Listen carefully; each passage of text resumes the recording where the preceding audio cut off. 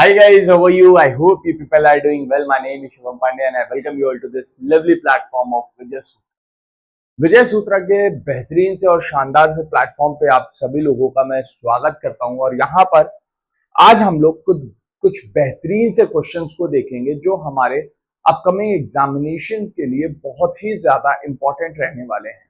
और यहाँ पर मिक्स्ड क्वेश्चंस देखने के लिए मिलेंगे आपको, चाहे वो हिस्ट्री का हो, ज्योग्राफी का हो, पॉलिटी का हो, करेंट अफेयर का हो। सारे क्वेश्चंस आपको यहाँ पर कंबाइंड फॉर्म में देखने के लिए मिल जाएंगे और आपके एग्जाम में जिस तरीके से क्वेश्चंस आते हैं वैसे ही क्वेश्चंस आपको यहाँ पर भी देखने के लिए मिलेंगे और थोड़ी सी बैकग्राउंड इन्फॉर्मेशन भी मैं उन क्वेश्चंस के बारे में आपको यहाँ पर बताऊंगा जो कि आपके लिए बहुत ही ज्यादा बेनिफिशियल और हेल्पफुल रहने वाला है आपके एग्जाम पॉइंट ऑफ व्यू से।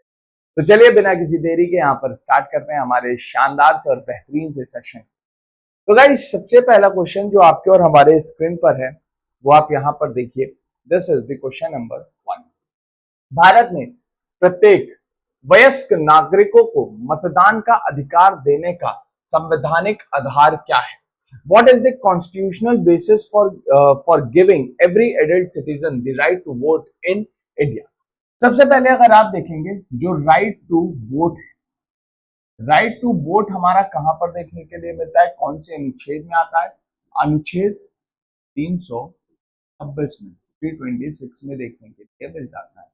यदि कोई भी व्यक्ति 18 से ऊपर का है या 18 साल का है, 18 वर्ष का, तो उसके पास मताधिकार देखने के लिए मिलता है और उस व्यक्ति को जाति, धर्म, लिंग, जन्मस्थान आदि के आधार पर मत देने से रोका नहीं जा सकता है। ये चीज यहाँ पर आ जाता है। अगर हम यहाँ पर नेशनल वोटर्स डे के बारे में बात करें, राष्ट्रीय मतदाता दिवस के बारे में बात करते हैं, तो ये जो नेशनल वोटर्स डे है, ये कब मनाया जाता है?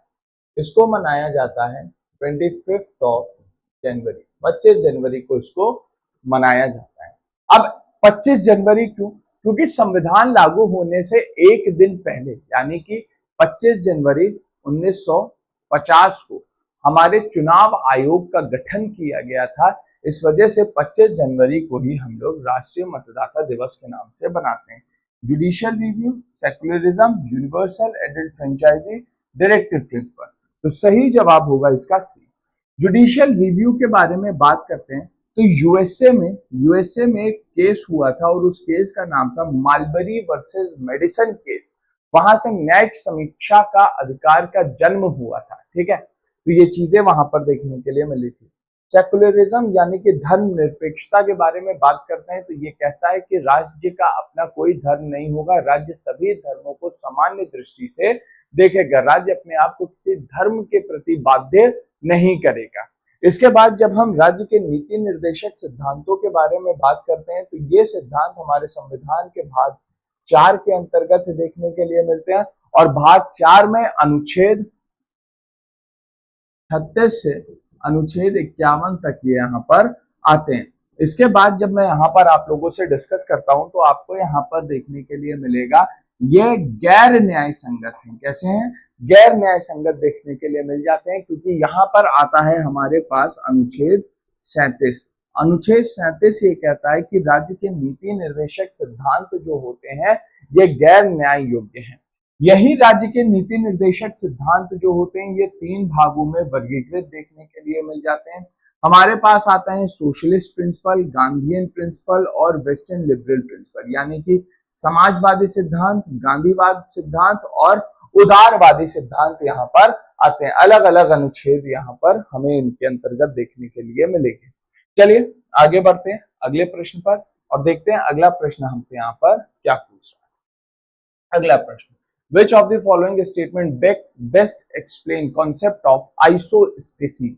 अब अगर आप लोगों को याद होगा हमारी जो क्लासेस हुई थी एप्लीकेशन पे, जो मैंने आप लोगों की क्लासेस ली थी, वहां पर मैंने आपको आइसोस्टेसी के बारे में बताया था। अब आइसोस्टेसी होती कहां पर है इसको थोड़ा सा ध्यान दीजिएगा। अगर आप देखोगे पृथ्वी की आंतरिक संरचना को, तो पृथ्वी की आंतरिक संरचना में यहाँ पर मैंने आपको कुछ इस प्रकार से डायग्राम बना करके दिखाया था। हमारे पास ये ऊपरी भूपर्पटीय यानी कि इसको हम लोग अपर क्रस्ट कहते हैं, अपर क्रस्ट कहते हैं। ये हमारे पास आ जाता है लोअर क्रस्ट, लोअर क्रस्ट। इसके बाद हमारे पास यहाँ पर आता है अगला, that is the substratum, substratum. फिर यहाँ पर हमें देखने के लिए मिलेगा दैट इज दी एस्थेनोस्फेयर, यहाँ पर आएगा एस्थेनोस्फेयर। फिर हमारे पास आएगा यहाँ पर बैरिस्फेयर। फिर आता है आउटर कोर, और फिर यहाँ पर आएगा इनर कोर। क्लियर?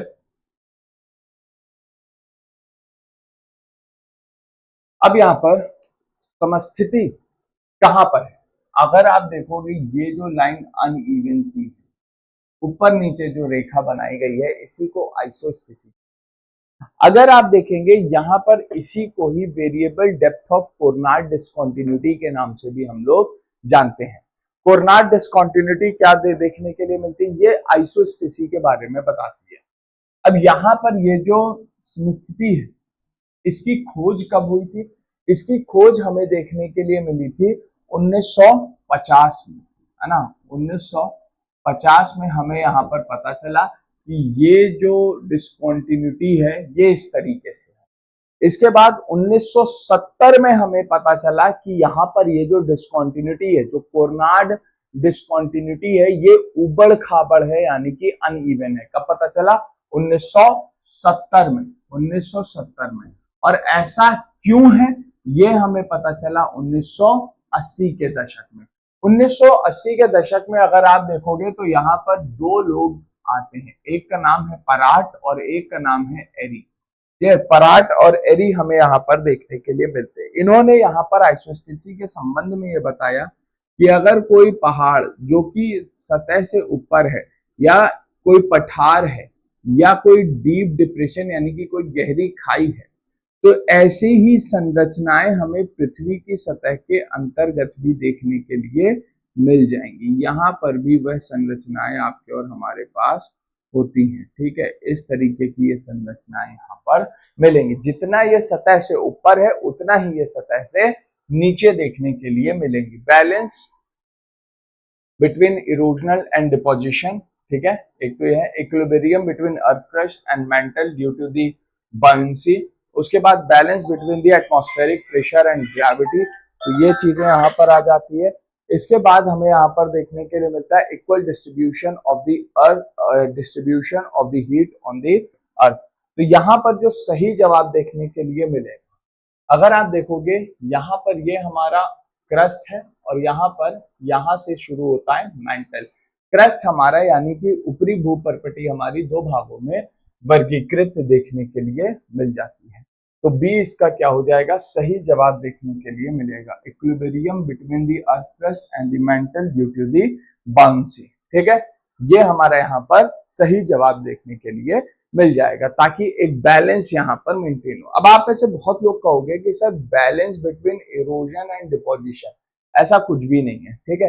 ये जो इरोजन, जो अपर्दन हो रहा है, और निक्षेपण जो देखने के लिए मिल रहा है, इनमें बैलेंस होगा तो ये यहाँ पृथ्वी की सतह पर देखने के लिए मिलेगा, ना कि सतह से नीचे। सतह से नीचे अपर्दन तो हो ही नहीं सकता, कैसे अपर्दन होगा? तो इस वजह से ये ऑप्शन यहाँ पर गलत हो जाएगा, ठीक है ना। कंफ्यूज मत होइए।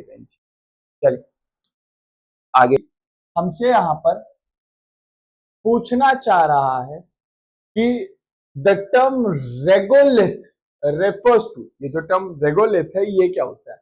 ये मैं बता दूं, यहाँ पर इरोजन से रिलेटेड देखने के लिए मिलता है, और यहाँ पर वेदर्ड मटेरियल कवरिंग दी बेड रॉक, ठीक है।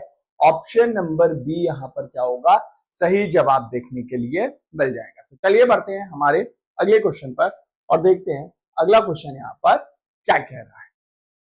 स्थापना किस वर्ष के राज्य पुनर्गठन अधिनियम के तहत की गई थी? जोनल काउंसिल का निर्माण यहाँ पर किसके अधीन किया गया था? 1969, 1952, 1960, 1956। तो ये क्या है? डी 1956 यहाँ पर हमारा सही जवाब देखने के लिए मिल जाता है। आगे, which one of the following landform is form due to the chemical weathering, निम्नलिखित में से कौन सा स्थल रूप रासायनिक अपक्षय से बनता है, कौन सा होगा? इंसेलबर्ग, है ना, उसके बाद karst topography, then we have sand dunes and glacier topography. यानी कि यहाँ पर कौन सा ऐसा भू आकृति निर्माण है जो कि रासायनिक निर्माण की वजह से हमें देखने के लिए मिल जाता है। इसमें से सही जवाब इसका क्या होगा? तो यहाँ पर जो हमें देखने के लिए मिलेगा, विच वन ऑफ द फॉलोइंग रासायनिक अपक्षय से बनता है ना? इंसेलबर्ग। इंसेलबर्ग कैसे बनते हैं ये याद रखिएगा। यहाँ पर पहाड़ है और इस पहाड़ के ऊपर क्या लगता है? अपरदन लगता है, घर्षण लगता है, किसका? Wind action. विंड एक्शन होता है और विंड एक्शन लगने की वजह से ये जो ऊपर से प्लेन है ये इसमें परिवर्तित हो जाता है ना? माउंटेन किस में कन्वर्ट होता है? इंसेलबर्ग में कन्वर्टेड हो जाता है। और ये जो इंसेलबर्ग हमें देखने के लिए मिलेगा, ये इंसेलबर्ग कन्वर्टेड देखने के लिए मिल जाता है किसमें? एक मोनोनैड में। और ये मोनोनैड कन्वर्ट हो जाता है एक सेकेंड पेनिप्लेन। इसमें सेकेंड पेनिप्लेन में इसका कन्वर्जन देखने को मिलेगा। तो ये चीजें हैं यहाँ पर। तो यहाँ पर जो सही जवाब देखने के लिए मिलता है दैट इज दी, है ना, carts topography is the right answer. चलो आगे बढ़ते हैं। The phrase union of state for India is mentioned in which article? Bharat के लिए राज्य का संघ, है ना, वाक्यांश किस अनुच्छेद में उल्लेख? देखिए हमारे पास आता है हमारे संविधान का भाग 1 और भाग 1 में आपको मिलेगा अनुच्छेद 1 से अनुच्छेद 4। ठीक, अनुच्छेद 1 को जब आप देखते हो तो यहां पर बताया गया है अनुच्छेद 1 के अंतर्गत कि India that is Bharat shall be the union of state. India जो कि भारत है यह राज्यों का एक संघ है, ये राज्यों का एक समूह देखने को मिलता है।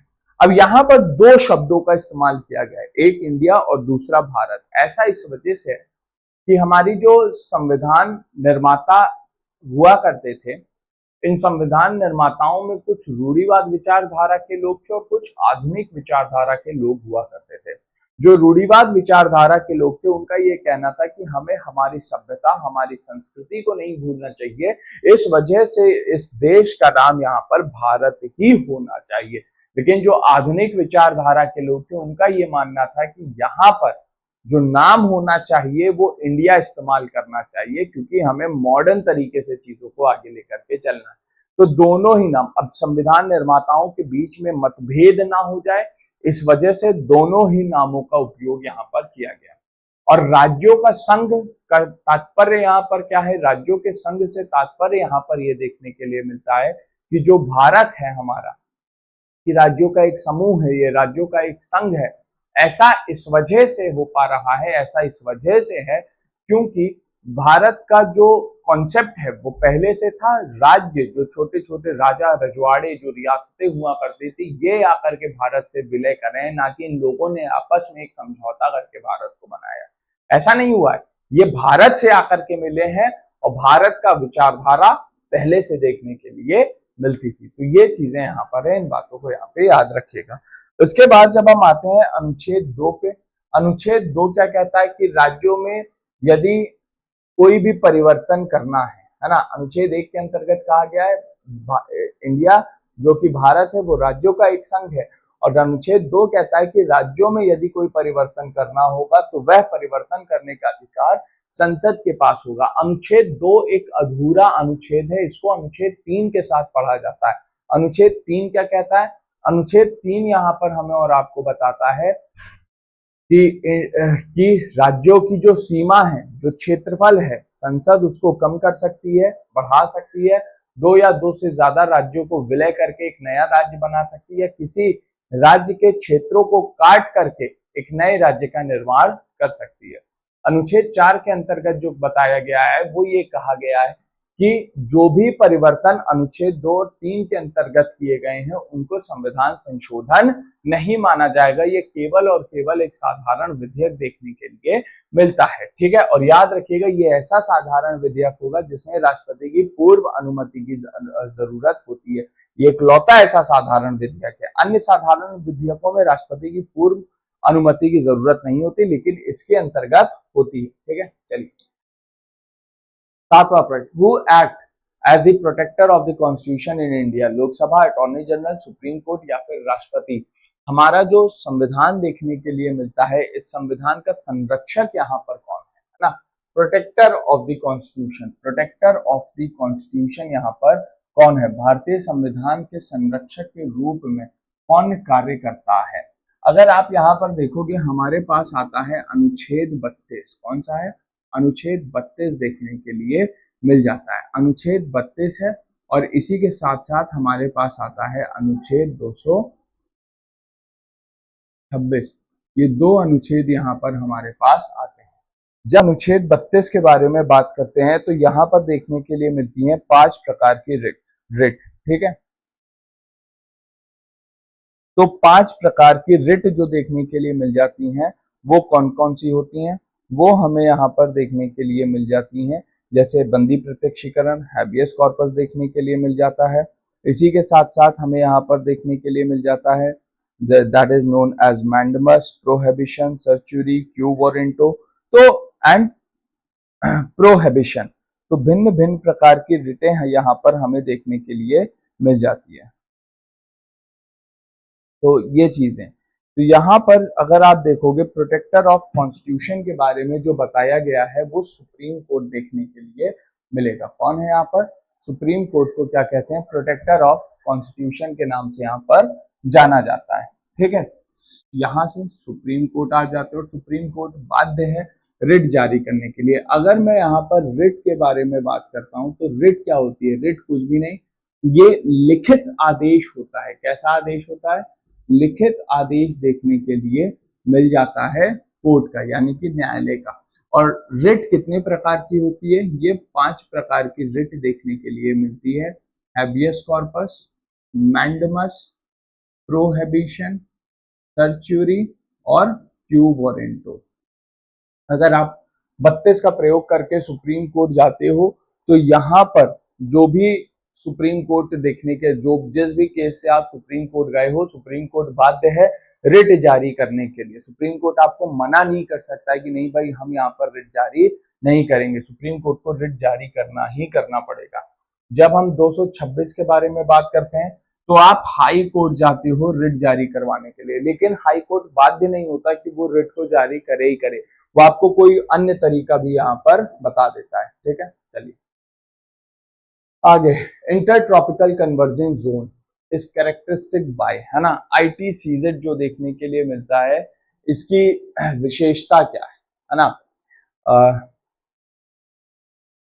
डिसेंडिंग ड्राई एयर या फिर converging trade winds and rising air, है ना, हाई प्रेशर जोन या फिर cold ocean current. Okay okay चलिए, अगर आप ITCZ को देखते हो, ITCZ जो होता है, जैसे मान लो ये हमारा ये 0 डिग्री है, ये यहाँ पर आप 30 डिग्री ले लो, 60 डिग्री लैटिट्यूड अक्षांश है, तो यहाँ पर ये 90 डिग्री।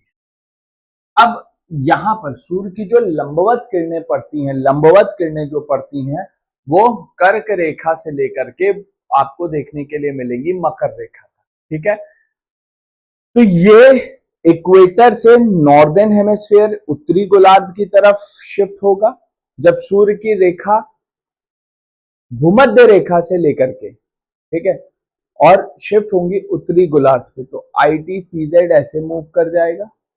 अब फिर जब ये मकर रेखा की तरफ आएंगी दक्षिणी गोलार्ध में तो ITCZ ऐसे मूव करेगा, यानी कि इसका क्या होता है, मूवमेंट हमें देखने के लिए मिल जाता है।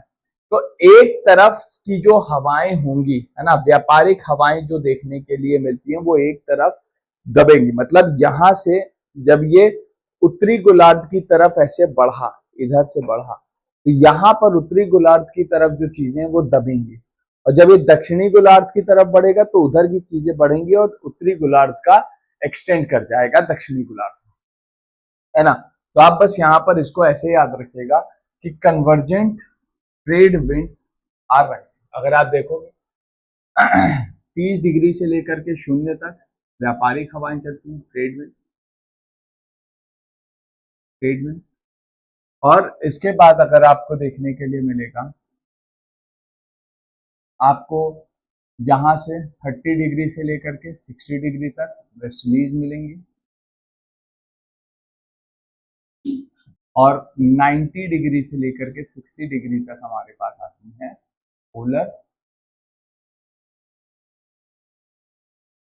तो ये चीजें यहां पर होती हैं, ठीक है ना।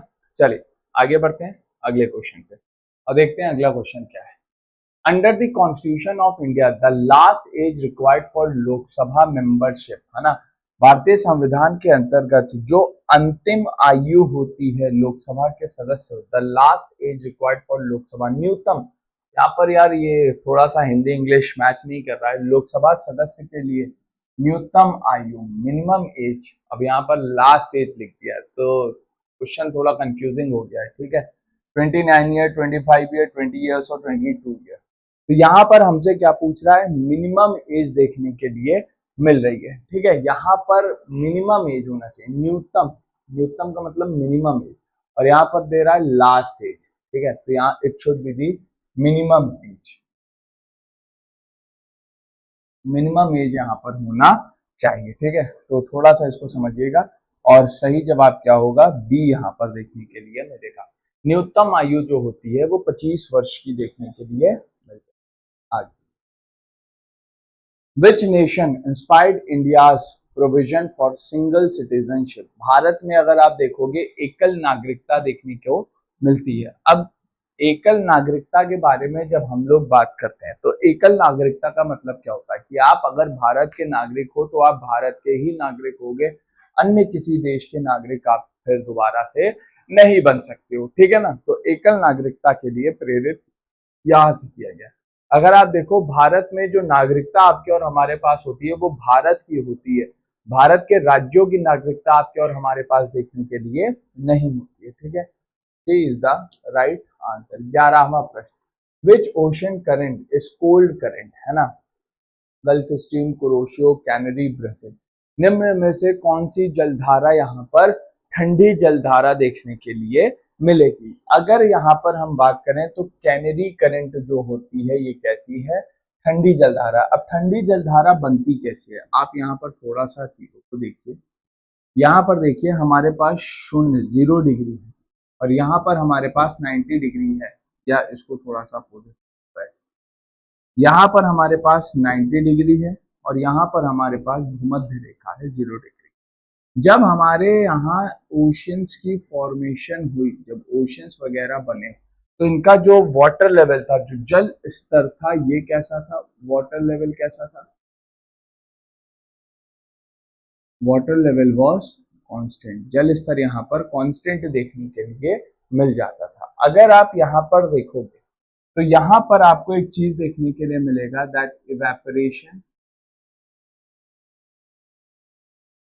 Is directly proportional to temperature, evaporation directly temperature के प्रोपोर्शनल देखने के लिए मिलेगा। यानी कि यहाँ 90 डिग्री का तापमान कैसा होगा, टेम्परेचर यहाँ पर हमें देखने के लिए मिलेगा कम है, और जब टेम्परेचर यहाँ पर कम देखने के लिए मिलेगा तो यहाँ से वाष्पीयकरण, इवेपोरेशन भी कैसा होगा, यहाँ से कम देखने के लिए ही मिलेगा।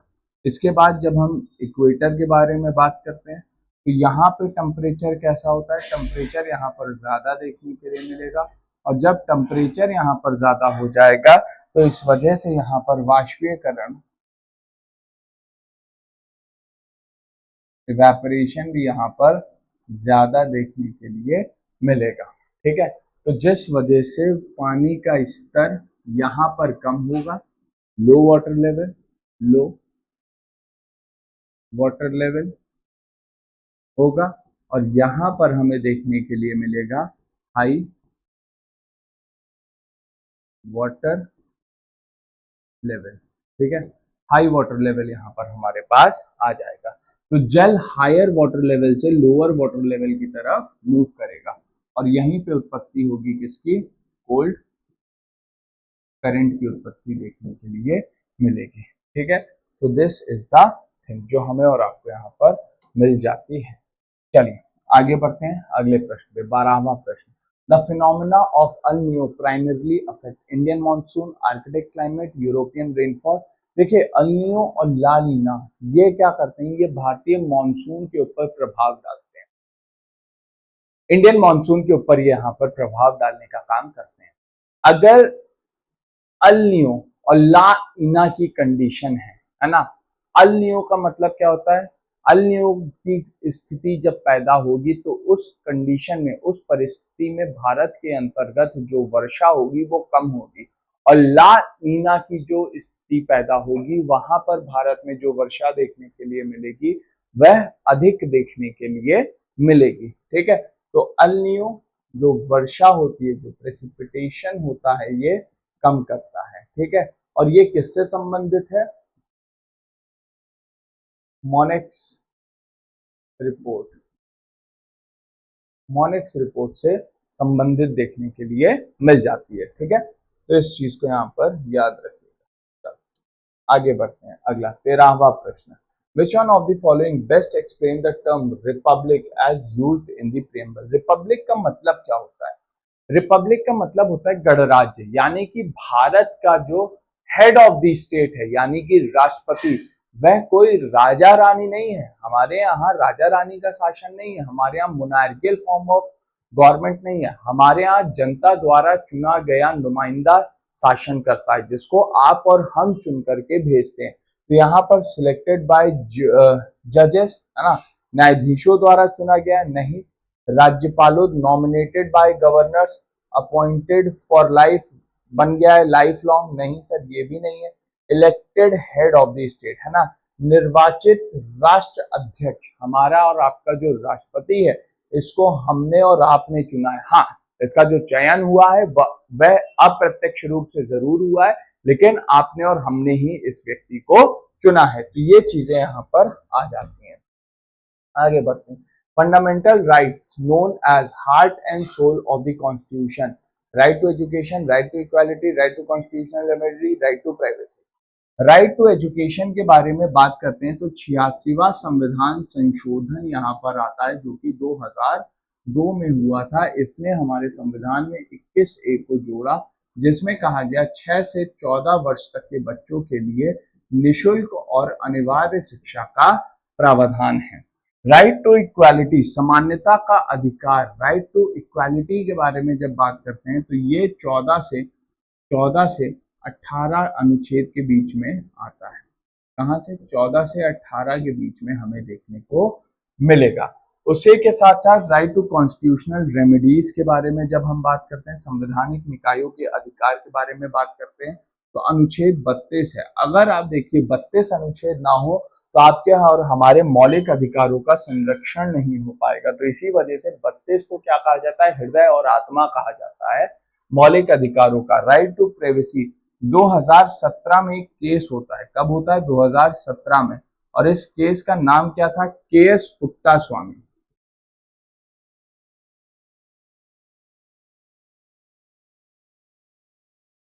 केएस पुट्टास्वामी केस देखने के लिए मिलता है, निजता को अधिकार बनाया गया, और ये भी हमारे अनुच्छेद 21 के अंतर्गत देखने को मिलेगा, निजता। ठीक है, चलिए आगे बढ़ते हैं और यहां से देखते हैं अन्य प्रश्नों को, कैसे कैसे अगली चीजें हमें यहाँ पर देखने के लिए मिल जा रहे हैं। चलिए आगे बढ़ते हैं 15वें प्रश्न पर और देखते हैं सर 15वां प्रश्न क्या कह रहा है। Black soil in India is best suitable for the crop, है ना, काली मिट्टी किस लिए उपयोग होती है, कपास की खेती के लिए होती है। कपास दो तरीके की वैरायटी होती है, एक होती है लॉन्ग स्टेबल और एक होती है short.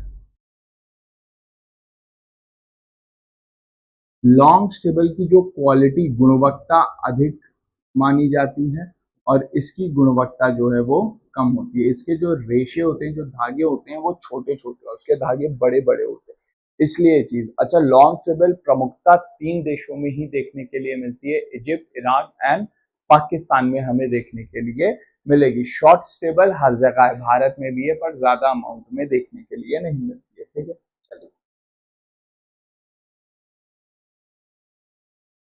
Which one of the following river form an estuary, है ना, गंगा, महानदी, नर्मदा, गोदावरी। एस्ट्यूरी, डेल्टा यहाँ पर हमसे पूछा जा रहा है। तो 16वां प्रश्न अगर आप देखोगे, निम्न में से कौन बनाती है?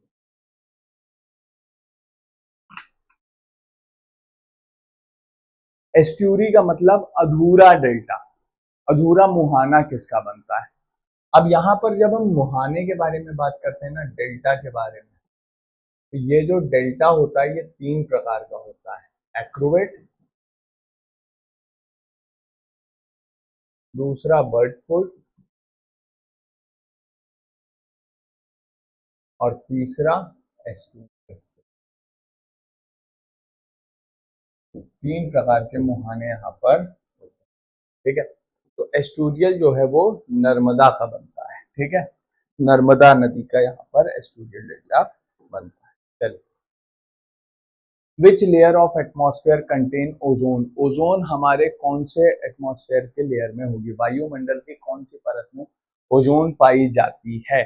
ओजोन कौन सी लेयर में पाई जाती है? ट्रोपोस्फेयर? नहीं सर, स्ट्रेटोस्फेयर। जी हाँ, ठीक है, स्ट्रेटोस्फेयर हो जाएगा इसका सही जवाब। चलिए आगे बढ़ते हैं अगले प्रश्न पर। यहाँ पर अगला प्रश्न क्या कह रहा है? प्रश्न संख्या 18, what stagflation, how does it different from deflation, है ना। यहाँ पर स्टैगफ्लेशन क्या होता है और ये अपस्फीति से किस प्रकार भिन्न होता है ना। तो stagflation is higher, is high inflation with high unemployment. Deflation is general fall in price. पहले स्टैगफ्लेशन और डिफ्लेशन को समझते हैं।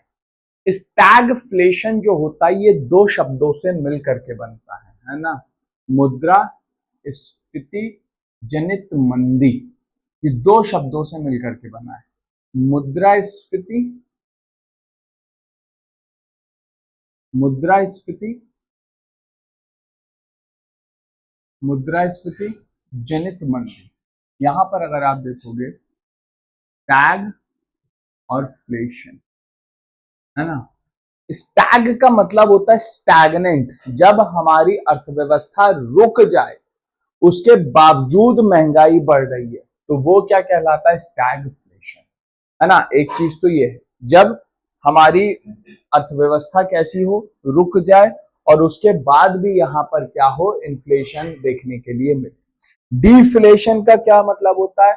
जब यहाँ पर जो भी कमोडिटीज हैं, जो भी प्राइस एंड गुड्स हैं, उनकी वैल्यू में क्या हो, एक गिरावट देखने के लिए मिल जाती है, तो उसको हम लोग यहाँ पर डिफ्लेशन के नाम से जानते हैं। Stagflation, high inflation with high unemployment. अब यहाँ पर अर्थव्यवस्था रुकी हुई है क्योंकि बेरोजगारी बहुत ज्यादा है, लोग कमा नहीं रहे, तो इस वजह से चीजें नहीं हो रही, लेकिन बावजूद उसके बहुत ज्यादा महंगाई। Deflation is generally fall in price. जी हाँ, है ना। अगर आप देखोगे मुद्रास्फीति जनित मंदी, उच्च मुद्रास्फीति के साथ उच्च बेरोजगारी है, बिल्कुल सही बात है।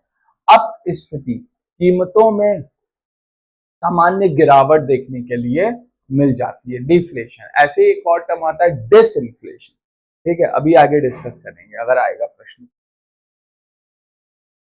Which committee recommended, which committee recommendation formed the foundation of the banking sector reforms in India 1991?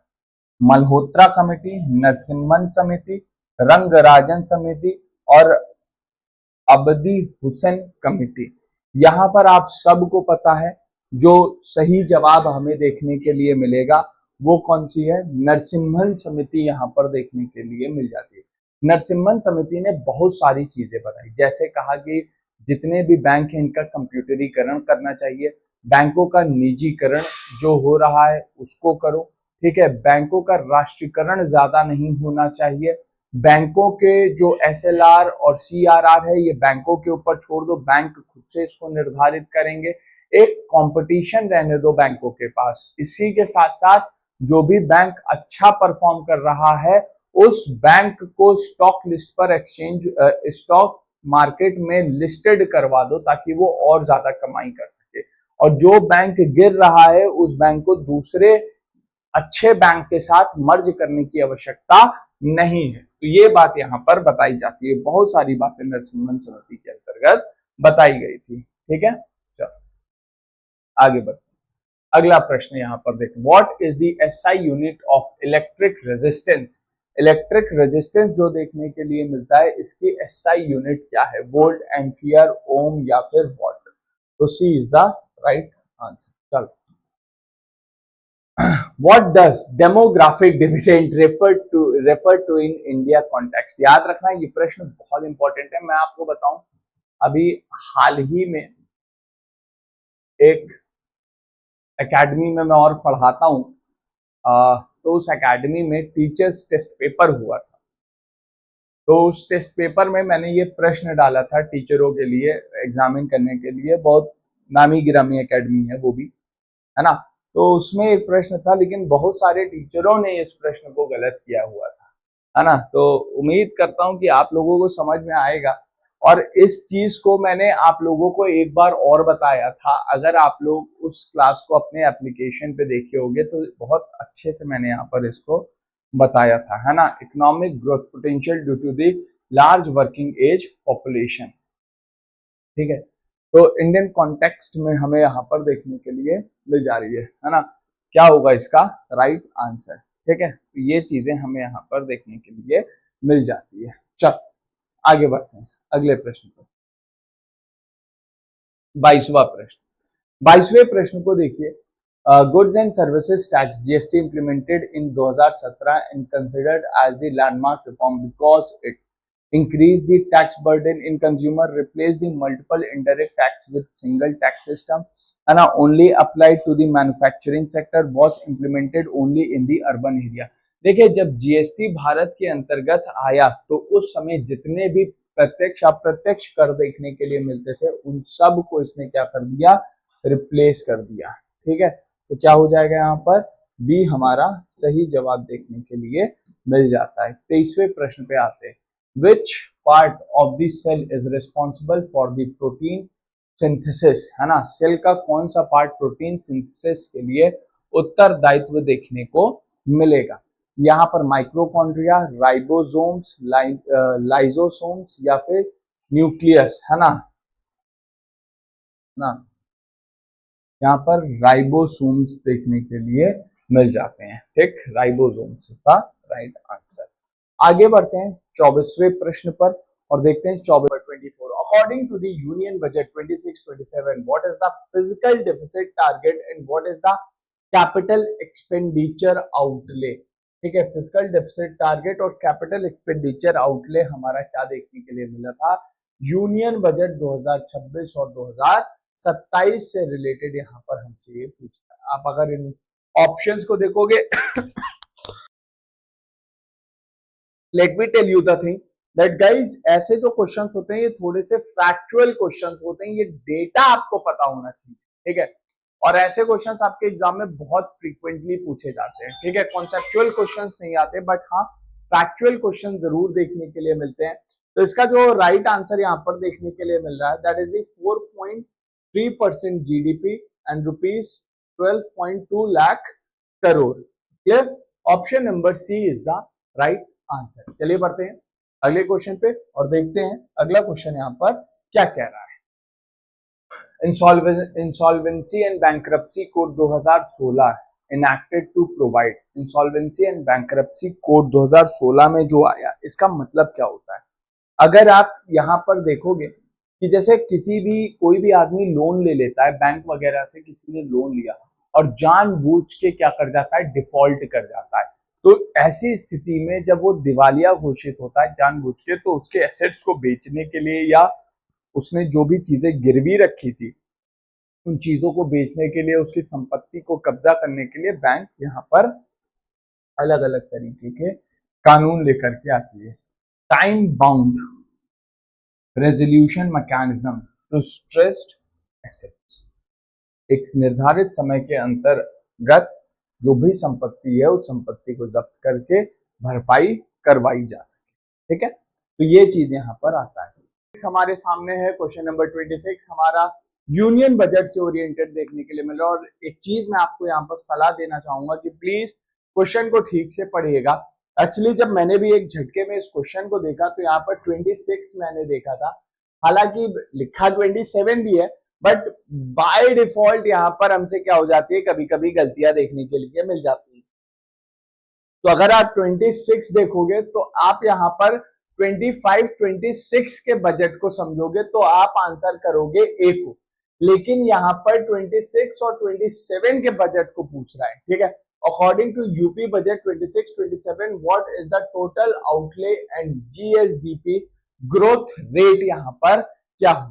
तो यहाँ पर जो सही जवाब हमें देखने के लिए मिलेगा that is the option number B. क्या हो जाएगा मेरे भाई, यहाँ पर जो सही जवाब आएगा वो ऑप्शन नंबर बी हमें देखने के लिए मिलेगा। 26 का B is the right answer. Clear, तो चलिए बढ़ते हैं हमारे अगले क्वेश्चन पे और देखते हैं अगला क्वेश्चन यहाँ पर हमसे गलती रहती है, तो आपको बस इसको याद रखना है। विच one of the following best describe need indicator in Uttar Pradesh demographic challenge. प्रश्न संख्या 27 है यहाँ पर। नीट क्या बताती है, youth not in education, employment और ट्रेनिंग।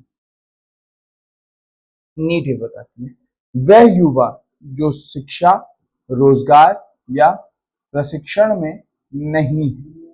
ठीक है, तो यहाँ पर नीट हमें ये बताता है। आगे बढ़ते हैं, 28वें पे आते हैं। According to RBI March 2026 bulletin, यानी कि रीसेंट बुलेटिन के बारे में हमसे यहाँ पर पूछ रहा है अभी हाल ही में, है ना। What is the Indian current gross non performing asset.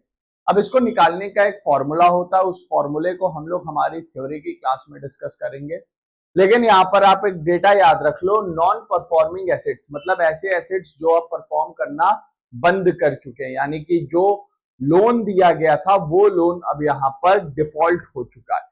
तो ये कितना है, 3.5%, 2.8%, 2.1% या फिर 1.5%। तो रीसेंट डेटा के अकॉर्डिंग यहाँ पर जो राइट आंसर हमें देखने के लिए मिलेगा that is the option number C. Option C यानी कि 2.1% is the right answer. Clear, तो चलिए बढ़ते हैं हमारे अगले क्वेश्चन पे और देखते हैं अगला क्वेश्चन हमसे यहाँ पर क्या पूछ रहा है। To the economic survey 25-26 what is India's real GDP growth projection for financial year 26 and in inflation rate for April December 25। ठीक है, इकोनॉमिक सर्वे। अब देखो अगर इकोनॉमिक सर्वे को आप थोड़ा सा डिटेल में पढ़ोगे ना तो इकोनॉमिक सर्वे आपको नवंबर दिसंबर के टाइम में देखने के लिए मिलता है, मतलब बजट आने से पहले आ जाता है। ठीक है, तो इकोनॉमिक सर्वे के बारे में हमसे यहाँ पर पूछा जा रहा है। तो यहाँ पर अगर आप देखोगे तो इंडिया का जो ग्रोथ रेट और इन्फ्लेशन जो प्रिडिक्ट किया गया था 7.4% वृद्धि होगी, ग्रोथ होगा, और 1.7% इन्फ्लेशन। इन्फ्लेशन का एक टारगेट है, उसको याद रखिएगा, इट इज 4+-2, यानी कि इन्फ्लेशन को 2% से लेकर के 6% तक रखना है, ना तो 2% से कम होने देना और ना ही 6% से ज्यादा। अगर इन्फ्लेशन 2% से कम हो गया तो इसका मतलब हमारे कंट्री की जो इकोनॉमिक ग्रोथ है, जो इकोनॉमिक डेवलपमेंट है वो हैम्पर होगा, और 6% से ज्यादा चला गया तो भी गाइज हमारा जो इकोनॉमिक ग्रोथ होगा वो हैम्पर होगा, इकोनॉमिक डेवलपमेंट होगा वो भी यहाँ पर हैम्पर देखने के लिए मिल जाता है। इकोनॉमिक ग्रोथ नंबर से रिलेटेड होता है, इकोनॉमिक डेवलपमेंट जो है वो क्वालिटी से रिलेटेड देखने के लिए मिल जाता है। चलिए आगे बढ़ते हैं हमारे अगले क्वेश्चन पे और देखते हैं अगला क्वेश्चन यहाँ पर क्या कह रहा है। अगले प्रश्न पर 30वां प्रश्न यहाँ पर है, fundamental duties in Indian constitution are mentioned under which article. कौन से अनुच्छेद के अंतर्गत बताया गया है। 51A स्वर्ण सिंह समिति देखने के लिए मिलती है, स्वर्ण सिंह कमेटी। इसी के साथ साथ 10 फंडामेंटल ड्यूटी थी, 11वीं को कब जोड़ा गया, 11वीं 86वें संविधान संशोधन 2002 में इसको जोड़ा गया था और कौन सी थी 51A क्लॉज के को जोड़ा गया। ठीक है, तो ये चीजें हो जाती है। चलो सी इज द राइट आंसर, याद रखिएगा सी यहाँ पर क्या हो जाएगा, सही जवाब देखने के लिए मिलेगा। आगे बढ़ते हैं। विच one of the following is the most fundamental difference between, है ना, Mahayana Buddhism and Hinayana Buddhism. देखो चौथी बुद्धिस्ट काउंसिल जब हुई तो बुद्धिज्म जो है ये डिवाइड हो गया, महायान और हीनयान। महायान यहाँ पर ये कहते थे, ये गौतम बुद्धा को भगवान मानना शुरू कर दिए थे कि गौतम बुद्धा भगवान है। हीनयान गौतम बुद्धा को as a religious, as a philosophical teacher की तरीके ही मानते थे। महायान गौतम बुद्धा की मूर्ति बना करके पूजा करते थे और हीनयान वाले जो हुआ करते थे वो गौतम बुद्धा की जो पूजा होती थी वो नहीं किया करते थे, क्योंकि ये रिलीजियस हेड मानते थे, रिलीजियस फिलोसफिकल टीचर, मूर्ति पूजन में विश्वास नहीं किया करते थे। महायान के बारे में हम लोग जब बात करते हैं तो महायान वाले जो देखने के लिए मिल जाते हैं, महायान यहाँ पर संस्कृत में बोला करते थे, प्रीचिंग दिया करते थे, और हीनयान जो हुआ करता था ये संस्कृत में प्रीचिंग नहीं किया करता था। तो ये कंडीशंस थी, यानी कि इनमें से क्या है, एम्फेसाइज और नॉन वायलेंस, दोनों ही नॉन वायलेंस पे एम्फेसाइज करते थे।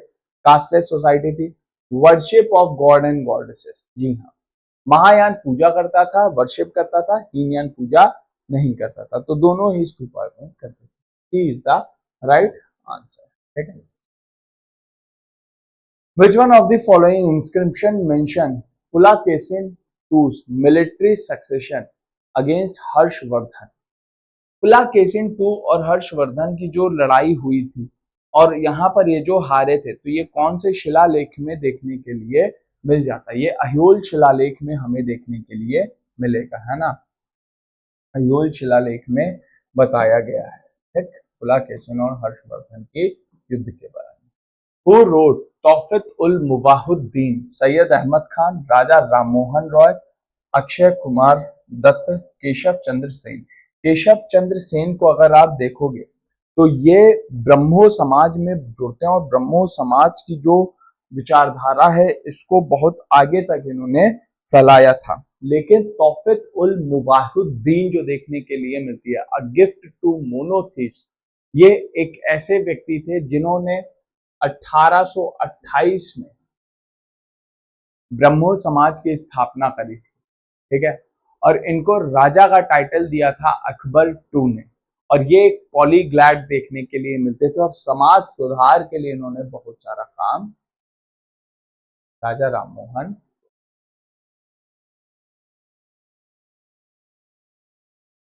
आगे बढ़ते हैं। दी Ramoshi who participated in Ramoshi rebellion were night guards who protected the fort of which community? Sikh, Maratha, Rajput या फिर मुगल? यहाँ पर ये किससे प्रोटेक्ट कर रहे थे? ये प्रोटेक्ट कर रहे थे मराठा से। ठीक है, बहुत सारे छोटे छोटे विद्रोह हैं, ये प्रश्न तो बहुत आसान से डायरेक्ट चीजें पूछी जा रही है। Which one of the following structure was built by Aurangzeb? Taj Mahal, बीबी का मकबरा, हुमायूं टॉम या फिर कुतुब मीनार? यहाँ पर जो है कौन सा स्ट्रक्चर बनाया गया था औरंगजेब के द्वारा, है ना, बीबी का मकबरा यहाँ पर देखने के लिए मिल रहा था। ठीक है, आगे बात करते हैं। According to Jain philosophy, who wrote the world Jina means god, free from bonds, qualified या फिर कॉन्करर? जिना का मतलब यहाँ पर क्या होता है? जिना का मतलब यहाँ पर देखने के लिए मिलता है जितेंद्रिय, जिसने अपनी इंद्रियों पर विजय हासिल कर दी। Jina, one who has conquer his senses, तो जितेंद्र विजेता देखने के लिए मिलता है, कॉन्करर। ठीक है, चलो आगे बढ़ते हैं 37वें प्रश्न पर। Who among the following was the Sultan of Delhi, okay, when Mongols appeared from the first time in Indian soil? जब मंगोल पहली बार भारत आए थे तो उस समय कौन देखने के लिए मिल रहा था? दैट वाज इल्तुतमिश, ये रहा इल्तुतमिश यहाँ पर। ठीक है, ये फैक्चुअल है, इनको याद रखना बस। ठीक है, कॉपी में कहीं साइड में लिख लेना, ऐसे प्रश्न आते हैं। ठीक है, और एक चीज और याद रखना, दिल्ली सल्तनत की जो डायनेस्टी होती है उसको याद रखने का एक तरीका है, साउथ कोरिया टू श्रीलंका। ठीक है, सैयद, खिलजी, तुगलक, है ना। तो इस तरीके जैसे आपको सबसे पहले देखने के लिए मिलेगा स्लेव डायनेस्टी, फिर खिलजी डायनेस्टी, फिर तुगलक डायनेस्टी, फिर सैयद, फिर लोधी। ठीक है, तो गुलाम वंश, खिलजी वंश, तुगलक वंश, सैयद वंश और लोधी वंश है साउथ कोरिया टू श्रीलंका देखने के लिए मिल जाता है। राइट आंसर है इल्तुतमिश।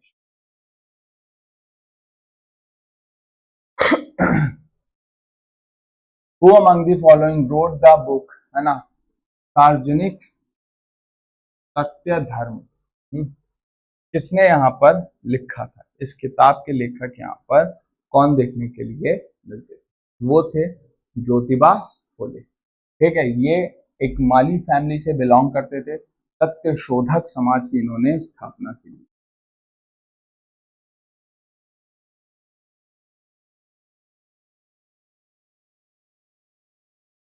सत्य शोधक समाज यहाँ पर इन्होंने बनाया था और इन्होंने बाली के सिंबल को इस्तेमाल किया था ताकि ये अपर कास्ट को यहाँ पर एक मैसेज दे सके। Where was freedom fighter Veer Surendra Sai from, है ना, वीर सुरेंद्र साई कहाँ से थे? है ना, फ्रीडम फाइटर हमारे वीर सुरेंद्र साई कहाँ से थे? नागालैंड, सिक्किम, तेलंगाना या फिर उड़ीसा?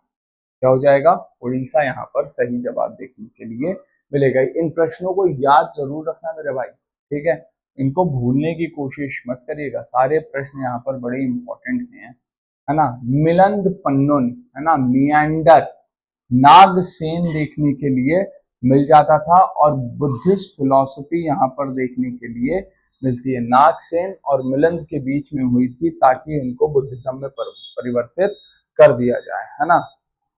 मियांडर, मिलंद पन्नो यहाँ पर देखने को मिलती है। 41वें पे आते हैं, which neighbouring country was formed known as Burma, है ना, बर्मा किस नेबर कंट्री को यहाँ पर कहा जाता है? बहुत आसान सा प्रश्न है और वो कौन सा देश है? म्यांमार देखने के लिए मिल जाता है। सी हमारा क्या हो जाएगा?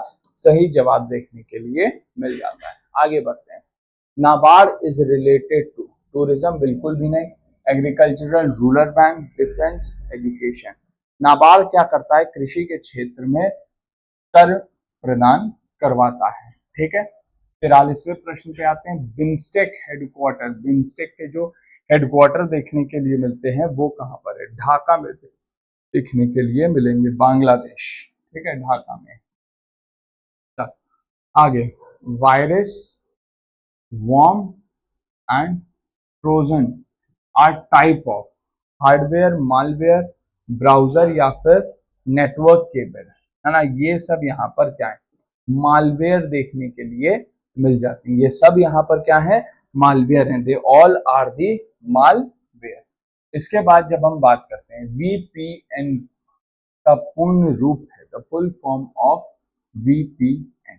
वीपीएन आप लोग जब गेम वगैरह खेलते हो, गवर्नमेंट ने बैन कर दिया है, तब भी आप वर्चुअल प्राइवेट नेटवर्क का इस्तेमाल करते हो और जो एप्लीकेशन बैंड है इंडिया में, उन एप्लीकेशन को भी वीपीएन के थ्रू आप डाउनलोड करते हो। वर्चुअल प्राइवेट नेटवर्क इनको कहा जाता है। ठीक है, चलिए आगे बढ़ते हैं नेक्स्ट पे। Which payment app became popular after demonetisation? UPI app, radio app, photo app, video app? जाहिर सी बात है यूपीआई। भाई साहब, जब से यूपीआई आया है तब से खर्चे बहुत ज्यादा एक्सपोनेंशियली बढ़ गए हैं, बहुत ज्यादा खर्चे बढ़े हैं। ठीक है ना। एनएसजी, ये मतलब मैं अपने पर्सनल लेवल से नहीं कह रहा, ये डेटा गवर्नमेंट का सामने आया। NSG commandos are known as, है ना, red cats, black cats, blue cats, white cats.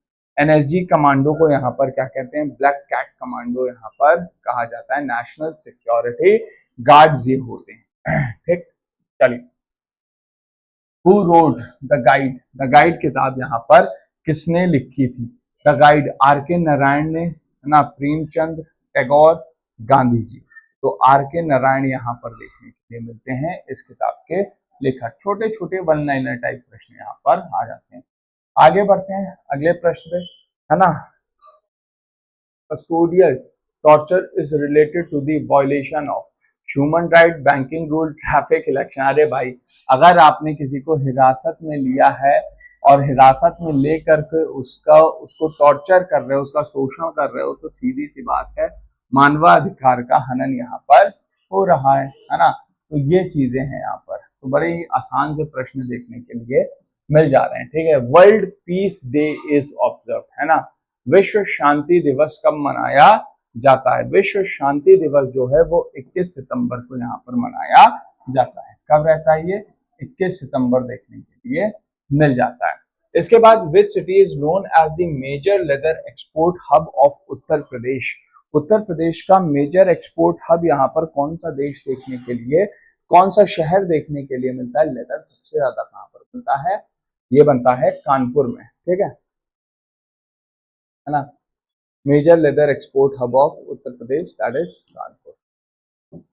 उसके बाद the opium factory of Ghazipur is located near which river? Ghazipur की अफीम फैक्ट्री, अफीम का जो कारखाना है वो कहाँ पर स्थित देखने के लिए मिल जाता है ना। तो ये हमें देखने के लिए मिलता है गंगा नदी के किनारे। ठीक है, कहाँ पर है? गंगा नदी हमें देखने के लिए मिल जाती। चलिए 53,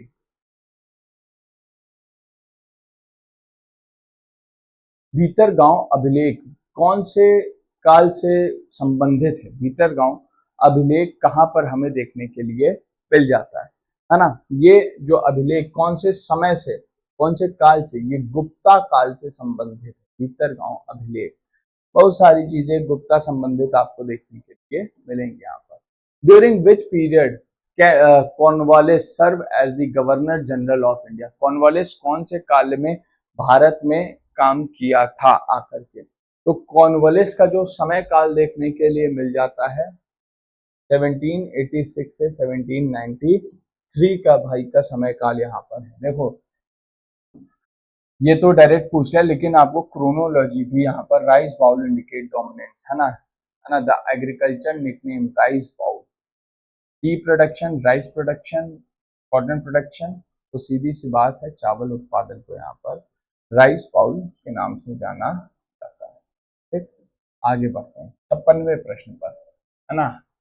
Chandraprabha wild life sanctuary is mainly known for which type of forest? Chandraprabha wild life sanctuary यहाँ पर किस प्रकार के फॉरेस्ट के लिए जानी जाती है? ट्रॉपिकल ड्राई डेसिडुअस फॉरेस्ट देखने के लिए मिलेगी। कौन सी? ट्रॉपिकल ड्राई डेसिडुअस फॉरेस्ट यहाँ पर आ जाती है। आगे बात करें, which one of the following district is considered the eastern boundary of Uttar Pradesh? ठीक है, eastern boundary of Uttar Pradesh यहाँ पर कौन सा डिस्ट्रिक्ट देखने के लिए मिलता है? वो है हमारा बलिया, बागी बलिया।